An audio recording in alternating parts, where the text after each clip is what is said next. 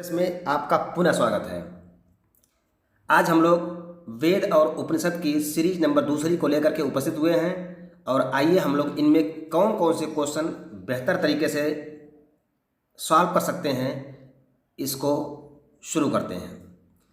Question number 1 जो हमने लिया है यह है, वेदों का संकलन कर्ता किसे माना जाता है? तो वेदों का संकलन कर्ता वेद व्यास को माना जाता है। किसे माना जाता है? वेद व्यास को माना जाता है। क्वेश्चन नंबर 2 है, वेदों की कुल संख्या कितनी है? तो इसे तो आप सभी लोग जानते हैं कि वेदों की कुल संख्या जो है वह 4 है। क्वेश्चन नंबर 3 है, सबसे प्राचीन वेद कौन सा है?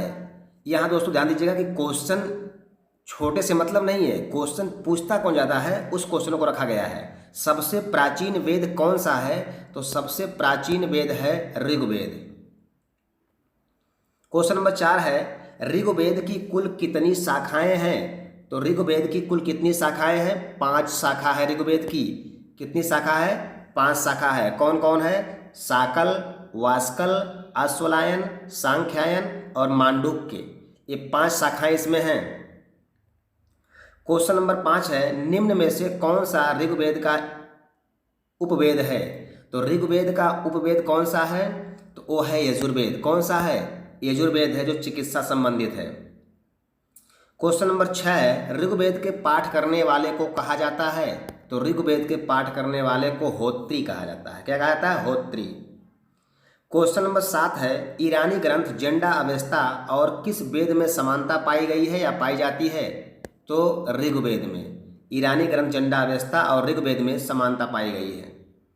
क्वेश्चन नंबर 8 है, ऋग्वेद के किस मंडल में गायत्री मंत्र का उल्लेख किया गया है? तो ऋग्वेद के तीसरे मंडल में गायत्री मंत्र का उल्लेख किया गया है। क्वेश्चन नंबर 9 हमने लिया है, गायत्री मंत्र के रचयिता कौन है?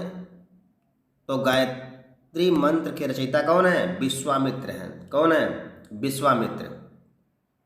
क्वेश्चन नंबर 10 है, गायत्री मंत्र किस देवता को समर्पित है? तो गायत्री मंत्र सूर्य देवता को समर्पित है। क्वेश्चन नंबर 11 है, ऋग्वेद के किस मंडल में 10 राग युद्ध का वर्णन मिलता है? तो ऋग्वेद के किस मंडल में 10 राग युद्ध का वर्णन मिलता है? तो 7वें मंडल में मिलता है। किसमें मिलता है? 7वें मंडल में 10 राजाओं और, ठीक है, आप कह सकते हैं कि 10 राग युद्ध का वर्णन मिलता है। इसमें जो है यह युद्ध भरत कबीले और पुरु कबीले के मध्य हुआ था और जिसमें भरत कबीले की विजय हुई थी। क्वेश्चन नंबर 12 है, 10 राग युद्ध किस नदी के तट पर हुआ था? तो 10 राग युद्ध रावी नदी के तट पर हुआ था। किस पर हुआ था? रावी नदी के तट पर हुआ था। क्वेश्चन नंबर 13 है, 10 राग युद्ध में किसकी विजय हुई थी? तो 10 राग युद्ध में विजय किसकी हुई थी? राजा सुदास की हुई थी, जो भरत कबीले के थे। किस कबीले के थे? भरत कबीले के थे। इनकी विजय हुई थी और पुरु कबीले की हार हो गई थी। क्वेश्चन नंबर 14 है, ऋग्वेद के किस मंडल में पुरुष सूक्त का वर्णन किया गया है जिसमें समाज को 4 वर्णों ब्राह्मण, क्षत्रिय, वैश्य और शूद्र में विभक्त किया गया है? तो ये आपको बताना है कि किस मंडल में पुरुष सूक्त का जिक्र किया गया है। तो 10वें मंडल में पुरुष सूक्त का जिक्र किया गया है। किसमें किया गया है? 10वें मंडल में पुरुष सूक्त का जिक्र किया गया है।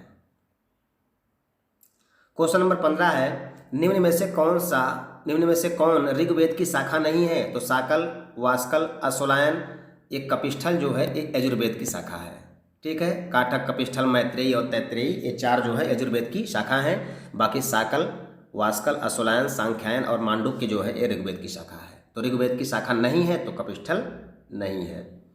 क्वेश्चन नंबर 16 है, ऋग्वेद में ब्राह्मण ग्रंथों की संख्या कितनी है? तो ऋग्वेद में ब्राह्मण ग्रंथों की संख्या कितनी है? 2 ब्राह्मण ग्रंथ हैं। कितने हैं? 2 ब्राह्मण ग्रंथ हैं। कौन कौन से हैं? तो जान लीजिए, ऐतरेय और दूसरा है कौशितकी। ये 2 ब्राह्मण ग्रंथ हैं। क्वेश्चन नंबर 17 है, ऐतरेय ब्राह्मण का संकलन कर्ता कौन है? तो ध्यान दीजिएगा, ऐतरेय ब्राह्मण का संकलन कर्ता महिषदास है। कौन है? महिषदास हैं। ऐतरेय ब्राह्मण के संकलन करता है महिषदास। ठीक है, ध्यान दीजिएगा, इनकी माता का नाम इतरा था और इतरा के पुत्र होने के कारण महिषदास ऐतरेय कहलाए और इसलिए इनके द्वारा जो ब्राह्मण ग्रंथ की रचना की गई उसे ऐतरेय ब्राह्मण कहा गया। क्वेश्चन नंबर 18 है, ऋग्वेद के कितने आरण्यक हैं? तो ऋग्वेद के कितने आरण्यक हैं? तो ऋग्वेद के 2 आरण्यक हैं। कितने हैं? 2 आरण्यक हैं। कौन कौन? ऐतरेय और कौशिकी। वही नाम दिया गया इनका भी, ऐतरेय और कौशिकी। अब यहाँ पर एक शब्द आता है आरण्यक ग्रंथ। इसे कैसे समझेंगे आप? तो जो आरण्यक है यह अरण्य शब्द से बना हुआ है और जिसका अर्थ होता है जंगल। क्या होता है? जंगल। इसका अर्थ क्या होता है? जंगल।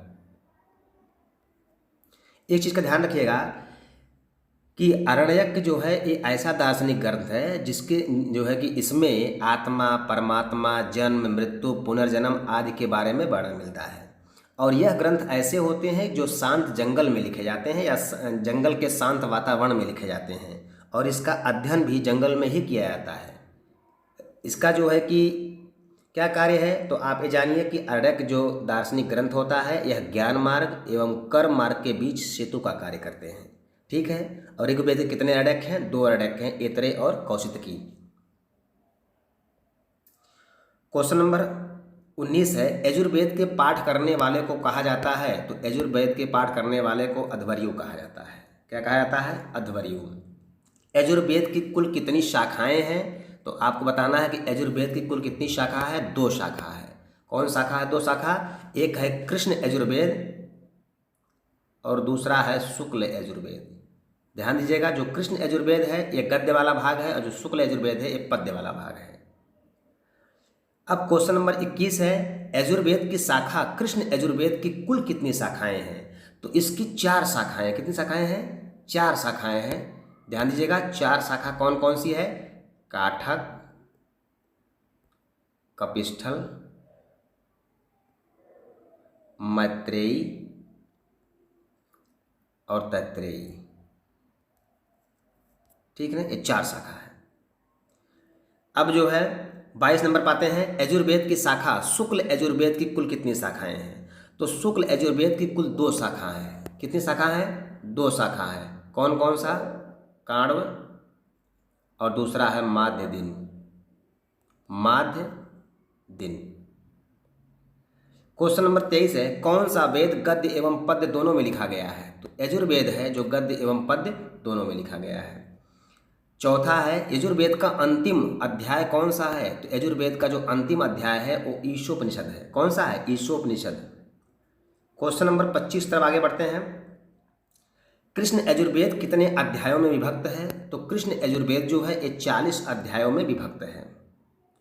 क्वेश्चन नंबर 26 है, कृष्ण यजुर्वेद में मंत्रों की संख्या कुल कितनी है? तो मंत्रों की संख्या है 1990। ये वाला ऑप्शन सही है। क्वेश्चन नंबर 27 है, कौन सा ब्राह्मण ग्रंथ सबसे प्राचीन एवं सबसे बड़ा ब्राह्मण माना जाता है? तो वो है शतपथ ब्राह्मण। कौन सा है? शतपथ ब्राह्मण जो है ये सबसे प्राचीन और सबसे बड़ा ब्राह्मण माना जाता है। ठीक है। अगला क्वेश्चन है क्वेश्चन नंबर 28, यजुर्वेद की किस उपनिषद में अधिक अन्न उपजाओं का वर्णन मिलता है? तो अधिक अन्न उपजाओं का वर्णन किस उपनिषद में मिलता है? आपको बताना है। तो ये तैत्रीय उपनिषद में है। किसमें है? तैत्रीय उपनिषद में है। क्वेश्चन नंबर 29 है, किस वेद में आर्यों के सामाजिक जीवन की झांकी मिलती है? तो यजुर्वेद में आर्यों के सामाजिक जीवन की झांकी मिलती है। क्वेश्चन नंबर 30 है, यजुर्वेद के किस उपनिषद में यम और नचिकेता के प्रसिद्ध संवाद का वर्णन किया गया है? तो वो है कठोपनिषद। कौन सा है? कठोपनिषद है वो। 31 नंबर में है, किस वेद को भारतीय संगीत का जनक माना जाता है? तो किस वेद को भारतीय संगीत का जनक माना जाता है? तो ये आपका है संगीत का तो सामवेद। कौन सा है? सामवेद। क्वेश्चन नंबर 32 है, सामवेद का पाठ करने वाले को कहा जाता है? तो सामवेद का पाठ करता है जो उसे कहा जाता है उद्गाता। क्या कहा जाता है? उद्गाता। क्वेश्चन नंबर 33 है, किस वेद को ऋग्वेद का अभिन्न अंग माना जाता है? तो सामवेद को ऋग्वेद का अभिन्न अंग माना जाता है। किसे माना जाता है? सामवेद को ऋग्वेद का अभिन्न अंग माना जाता है। क्यों? क्योंकि इसमें कुल जो है मौलिक मंत्रों की जो संख्या है वो 1549 है। कितना है? 1549 मौलिक मंत्र हैं। इसमें से 75 मंत्र ही सिर्फ सामवेद के हैं, बाकी ऋग्वेद के हैं। तो इसलिए इसे जो है इसका अभिन्न अंग माना जाता है। क्वेश्चन नंबर है सामवेद की कुल कितनी शाखाएं हैं? तो सामवेद की कुल कितनी शाखा है ये बताना है आपको। तो सामवेद की कुल कितनी शाखा है? 3 शाखा है। सामवेद की कुल 3 शाखा है। कौन कौन सी है? कौमुद, राणानी और जैमिनी। 3 शाखा है, कौमुद, राणानी और जैमिनी। सामवेद के कुल कितने ब्राह्मण हैं? तो सामवेद के कुल कितने ब्राह्मण हैं? 2 ब्राह्मण हैं। कौन ब्राह्मण हैं? 2 ब्राह्मण हैं। कौन कौन से हैं? तांडय और जैमिनी। ये 2 ब्राह्मण ग्रंथ हैं किसके? सामवेद के। जैमिनी है। क्वेश्चन नंबर 36 है, पंचविश ब्राह्मण किस वेद का ब्राह्मण ग्रंथ है? तो पंचविश किसका है? तो पंचविश किस, तो आप यही कहेंगे कि पंचविश जो है ये चूंकि 25 अध्यायों में विभक्त है इसलिए इसे पंचविश ब्राह्मण कहा जाता है और इसी को हम तांडव ब्राह्मण भी कहते हैं। ध्यान दीजिएगा, अभी मैंने बताया तो सामवेद का किसका है? सामवेद का है। सामवेद का एक ब्राह्मण ग्रंथ है। क्वेश्चन नंबर 37 है, कौन सा उपनिषद सबसे प्राचीन उपनिषद माना जाता है? तो छांदोग्य उपनिषद ऐसा है जो सबसे प्राचीन उपनिषद माना जाता है। क्वेश्चन नंबर 38 है, किस उपनिषद में सर्वप्रथम देवकी पुत्र कृष्ण का उल्लेख मिलता है? तो किसमें मिलता है? तो वो आपका है छांदोग्य उपनिषद। सबसे पहली बार देवकी पुत्र कृष्ण का उल्लेख इसमें मिलता है छांदोग्य उपनिषद में। क्वेश्चन नंबर 39 है, किस उपनिषद में प्रथम 3 आश्रम का वर्णन मिलता है? तो प्रथम 3 आश्रम का वर्णन इसी छांदोग्य उपनिषद में मिलता है। क्वेश्चन नंबर 40 है, कौन सा वेद तंत्र मंत्र वाला है? तो तंत्र मंत्र, जादू टोना, भूत पिशाच ये सब कौन सा है? अथर्ववेद है। अथर्ववेद की कुल कितनी शाखा है भाई? अथर्ववेद की कुल कितनी शाखा है? 2 शाखा है। अथर्ववेद की कुल 2 शाखा है। कौन कौन है? शौनक और पिप्लाद। शौनक और पिप्लाद 2 शाखा है। अथर्ववेद के पाठ करने वाले को कहा क्या जाता है? ब्रह्मा कहा जाता है। सर्वश्रेष्ठ वेद की संज्ञा किसे दी गई है? सर्वश्रेष्ठ वेद की संज्ञा दी गई है अथर्ववेद को, क्योंकि अथर्ववेद को पढ़ने वाले को ब्रह्मा कहा जाता है, इसलिए इसे ब्रह्मवेद या सर्वश्रेष्ठ वेद की संज्ञा दी गई है। क्वेश्चन नंबर 44 है, अथर्ववेद के कुल कितने ब्राह्मण हैं? तो अथर्ववेद के कुल 1 ब्राह्मण सिर्फ है। इसके पास 1 ब्राह्मण है और उसका नाम है गोपथ। क्या नाम है? गोपथ। ठीक है। क्वेश्चन नंबर 45 है, किस वेद का कोई अर्ण्यक नहीं है? तो ये भैया अथर्ववेद है जिसके पास कोई अर्ण्यक ग्रंथ नहीं है, अथर्ववेद के पास। क्वेश्चन नंबर 46 है, अथर्ववेद के किस उपनिषद में सत्यमेव जयते का वर्णन मिलता है? तो वो है मुंडकोपनिषद। कौन सा है? मुंडकोपनिषद। ये वाला ऑप्शन सही है। क्वेश्चन नंबर 47 और लास्ट क्वेश्चन है, उपनिषदों की संख्या कितनी है? तो उपनिषदों की संख्या है 108। कितनी है? 108। तो दोस्तों इस वीडियो में हमने वेद और उपनिषदों का अध्ययन किया। ये वीडियो आपको कैसा लगा और हमारे क्वेश्चन का संग्रह कैसा लगा इसे कमेंट बॉक्स में जरूर बताएं। धन्यवाद। जय हिंद, जय भारत।